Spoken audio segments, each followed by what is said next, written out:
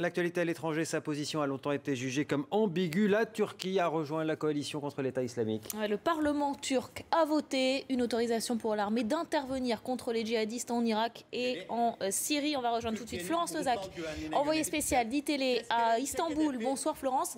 Que signifie, quelles sont les modalités de cette intervention turque contre l'État islamique ?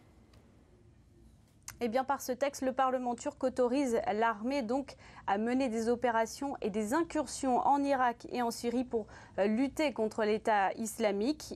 La Turquie autorise également les forces étrangères engagées dans cette coalition à utiliser son territoire et ses infrastructures, notamment une base aérienne située dans le sud du pays, peut être point de départ futur donc de frappes américaines notamment. C'est donc un tournant sur le terrain, puisque après un long temps de réticence, voire de refus explicite de la Turquie de lutter contre l'État islamique, le président Erdogan s'est donc engagé fortement à le combattre. Pour l'instant, pas de détails n'a filtré sur quand pourrait débuter cette opération, ni quelle forme elle pourrait prendre, mais il est quasiment assuré maintenant qu'il y aura des hommes au sol, parce que le président Erdogan l'a déclaré lui-même, les frappes aériennes ne suffisent pas pour lutter contre l'État islamique de manière durable. La Turquie qui sait qu'engager des forces terrestres, eh bien, cela risque d'avoir un coût humain et probablement élevé.